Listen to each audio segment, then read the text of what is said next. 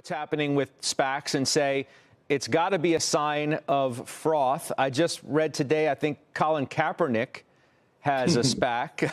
Everybody has a SPAC, and you've just done a successful deal. So let's remove the SPAC from the question of the market for a second. Clearly, there's a massive amount of liquidity in the system, which is part of why you see a proliferation of SPACs and other forms of capital-raising vehicles. But the fact that there's so much capital in the market is part of what's driving valuations. So I was pretty bullish coming into the fourth quarter, just driven by the elections going to pass. We're going to have an outcome. The Fed is all in, and they don't appear to be pulling up at any time. And you just got stimulus, and we're about to get more and more stimulus. And all that, to me, set up for quite a powerful rally in equities. As we rolled into 2021, we had the Dem sweep, which meant more stimulus, and the Fed not appearing to have any interest in pulling away and really wanting to see some inflation. And you've had this phenomenon of increased retail investing in the market.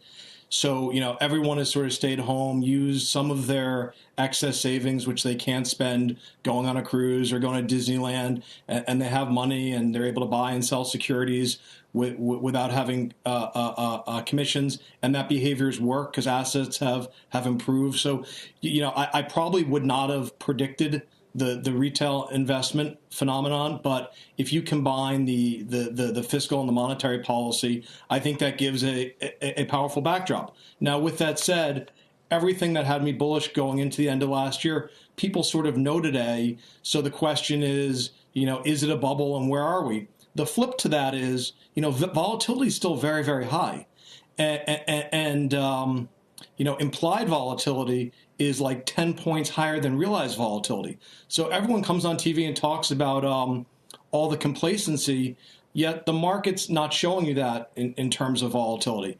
And the episode we had at the end of January where, the market pulled back a little bit as some heavily shorted names ripped and people had to degross, while it was painful when it was happening, I think it got everyone from a positioning perspective to degross, get a little bit more on sides. Volatility was up, which made people reduce their books. And I think that happened in January, right? So I think that sets us up well with the economy going to reopen. The ultimate life science investment is an investment in the economy right now that the vaccine will work. I'm very optimistic. I don't know if it'll take 6 weeks or 12 weeks.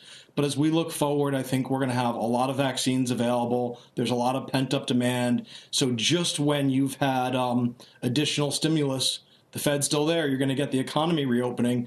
So I feel like the economy is going to be very, very strong in the first half of 2021, which then creates what's the biggest risk.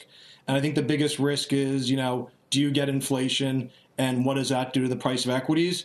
But until the market starts to worry about that, which I'm not smart enough to know exactly when, but given how hard it's been to create inflation over the last decade plus, I think it'll take a little longer. So I feel like for the next several months, the setup for the market's quite constructive. Do you think the proliferation of SPACs is out of the liquidity and the low rates that you spoke about? Well, yeah, if you think about the SPAC trade, right, you buy a share for $10. If you don't like the deal, you say, I'm not voting for it. Can I have my $10 back? That costs a lot less money to own. That costs a lot less to hold in a world of zero interest rates.